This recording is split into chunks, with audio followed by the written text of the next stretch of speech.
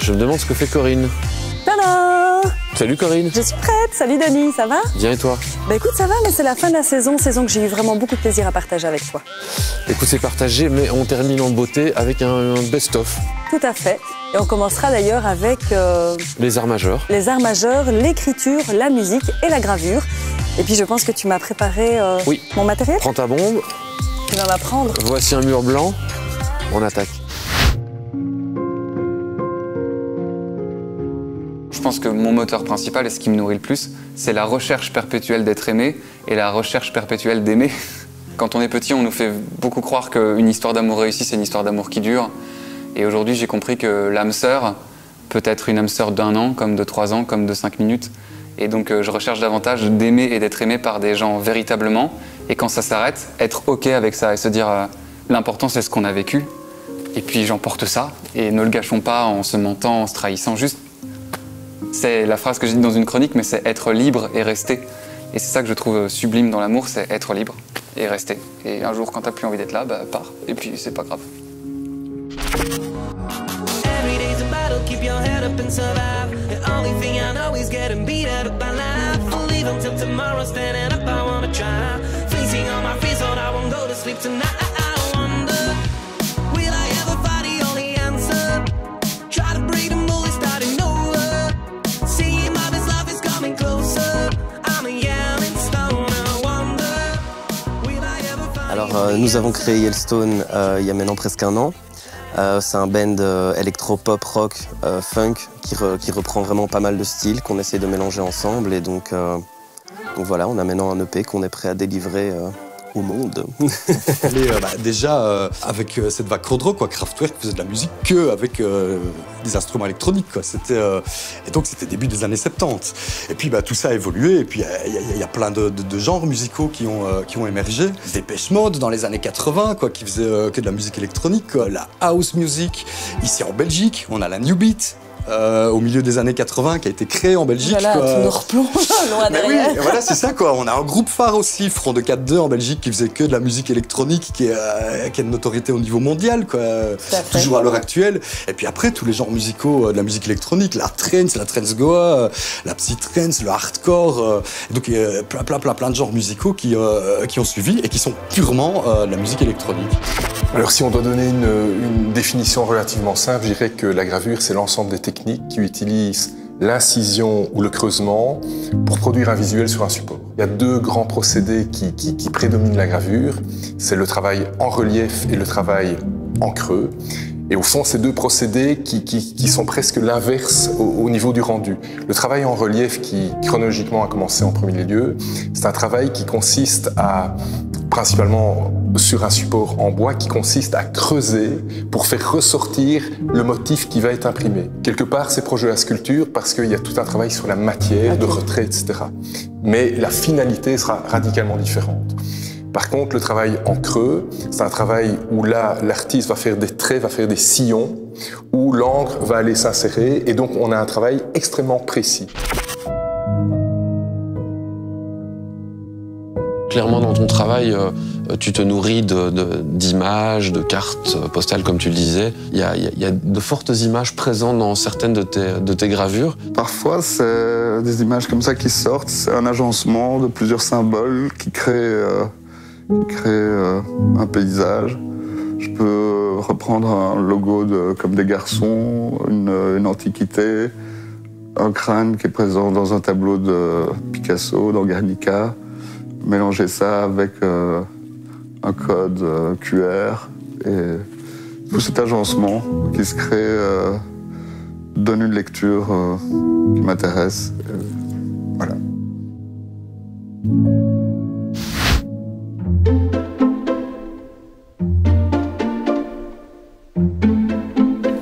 Dis donc, ma chère Corinne, de sacrés progrès, hein? Oui, enfin, t'es gentil avec moi, mais c'est pas encore tout à fait de mon point de vue, en tout cas de mon côté, un art visuel accompli. C'est un bon début. En parlant d'art visuel, on va avoir une petite séquence maintenant qui va nous permettre de nous remémorer certains souvenirs, notamment par rapport au mapping, au design et au cirque. Et on continue? Bah oui. Oui, on continue, c'est pas fini. Ok. Au début de l'émission, je pensais que le mapping, c'était aussi des spectacles son et lumière, mais c'est bien autre chose que ça. Oui, effectivement. Donc le mapping, ça fait partie des spectacles son et lumière, mais effectivement l'approche est assez différente. Là où un son et lumière va principalement travailler justement avec des spotlights, donc de la mise en lumière architecturale pure et dure, la vidéoprojection va permettre évidemment beaucoup plus de possibilités, notamment le fait de vraiment faire coïncider les effets 3D avec l'architecture du bâtiment pour créer des illusions d'optique. Et ça, c'est vraiment ce qu'on appelle le vidéomapping. On peut travailler sur des bâtiments, on peut travailler sur des véhicules, on travaille sur des hologrammes, sur des rideaux d'eau, des fontaines. Dès qu'il y a un support tangible qui est capable de capter la lumière, en fait. Créer de la magie? Créer de la magie, c'est vraiment ça, effectivement. C'est déformer des bâtiments, les faire vivre, les faire se transformer. Et vraiment, là, c'est de la magie, mais sans casque, en fait. C'est de la réalité augmentée sans device. J'ai eu l'occasion de travailler avec Denis, avec qui on a lancé Dirty Monitor. Et avec Denis, l'idée, c'était, à partir d'un projecteur, c'était de pouvoir projeter des images. On parle de ça il y a 20 ans. Et tout de suite, ça a été très urbain de notre part. On a été dans les rues, on a commencé à projeter. On se baladait, on faisait brûler les bâtiments, on faisait courir des animaux. Et donc, les gens réagissaient super bien. Puis, on a été dans les clubs. Et à partir de là, est né quelque part le VJing. Ça veut dire de suivre le DJ en musique et de le suivre en images. Et ça, tout de suite, pour moi, ça a été une passion d'entendre les musiques, de sentir la musique et de pouvoir proposer des images. C'était l'idée vraiment d'avoir cette synchronisation avec le DJ. Et au fur et à mesure, cette musique m'a donné l'envie de créer des images. Et aujourd'hui, on crée des images sur mesure. Pour moi, le design, c'est une discipline artistique qui répond à une problématique, qu'elle soit fonctionnelle ou esthétique, par le dessin. Alors, à partir de quel moment le design devient de l'art, ou est-ce qu'il l'est dès le départ? Et puis surtout, à partir de quel moment ça n'est plus du design? Pour moi, en fait, le design, c'est une certaine forme d'art, effectivement, parce qu'arriver à transcrire une information en un objet, finalement, c'est quand même une certaine forme d'art, même si on n'aime pas le dire.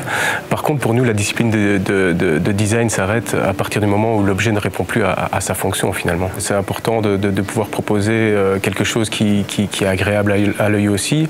D'office, la notion d'esthétique est vraiment importante, parce qu'elle amène aussi une certaine forme de bien-être à l'utilisateur. Donc, effectivement, ça va être fonctionnel, mais l'esthétique fait aussi partie de notre métier parce qu'on aime bien dessiner des belles choses. Est-ce qu'à un moment, comme beaucoup d'artistes d'ailleurs, peintres, photographes, vidéastes, est-ce que tu essaies de faire passer un message? Je vais travailler sur quelque chose qui me touche, mais en même temps, c'est quelque chose que j'ai envie de partager surtout, donc c'est pas un intérêt précis pour un message précis. Chacun va aborder ce que je fais de manière assez différente. Certaines personnes vont vouloir toucher, prendre en main la matière que je réalise, comme d'autres vont vouloir la faire bouger dans l'espace, d'autres vont vouloir la porter. Et ça, je trouve ça assez intéressant, cette approche-là. La notion de danger, comment est-ce que vous l'abordez? Le risque, le danger? Tu parlais de chute, évidemment, quand on monte, il y a une chute puisqu'on redescend, mais il y a aussi la chute physique où on peut se blesser. Comment ça se gère? Oui, du coup, la blessure, c'est quelque chose qui est toujours très présent autour de nous, en fait, qui peut arriver à n'importe quel moment. Mais je pense que c'est aussi là où on apprend à être professionnel et le cirque, c'est notre métier, être sur scène, c'est notre métier. Et on se donne les moyens de se protéger face à la blessure, comme en utilisant des tapis. Aussi, le fait qu'on travaille en collectif fait que on a toujours quelqu'un qui peut nous faire la parade ou nous rattraper. C'est aussi penser notre pratique intelligemment et savoir se protéger parce que finalement, on ne peut pas refaire encore une fois si on s'est blessé.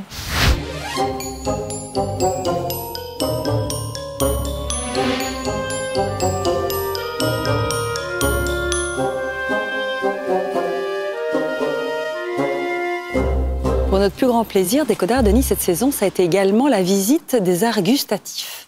Oui, et on a eu notamment la chance d'aller visiter le restaurant de Sanong de Gimbe, l'Air du Temps, mais également l'atelier de production du chocolatier Pierre Marcolini. Exactement, et on s'est posé la question à savoir si ces disciplines étaient des disciplines artistiques à part entière. Oui, et je pense que nous, on a la réponse. C'est clair, et l'eau à la bouche aussi. Amélie, on est en train de profiter de l'endroit, mais quand même, pourquoi est-ce que tu nous as emmenés précisément dans un potager? Écoute, Corinne, je vous ai emmené dans un potager, mais pas n'importe quel potager, puisque c'est le potager du restaurant 2 étoiles L'Air du Temps, du chef Sangoun de Gimbre. J'avais envie surtout de montrer que derrière la gastronomie, il y avait, pour ce faire, évidemment des ingrédients. Et parmi eux, San, qui est très proche de son jardin, cultive beaucoup les légumes.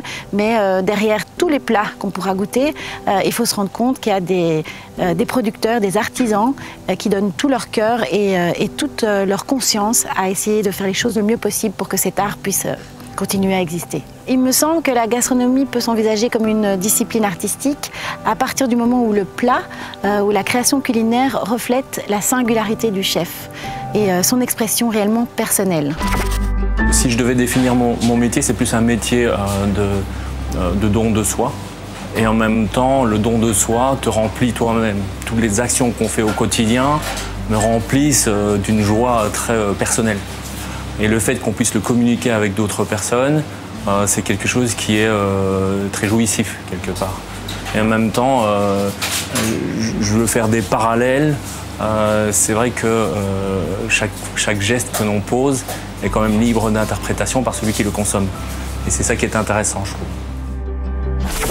Alors pour moi, la qualité d'un chocolat, elle provient pas nécessairement du pourcentage de cacao qu'il y a dedans, mais plutôt de la qualité des fèves qui ont été utilisées et de la manière dont elles ont été traitées. Donc il y a différentes variétés de fèves.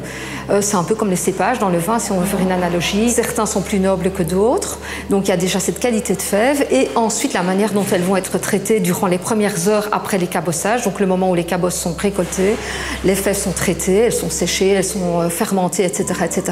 Et ça demande un travail précis, soigneux, vraiment un travail d'artisan déjà à ce niveau-là, qui va conditionner vraiment la qualité du chocolat.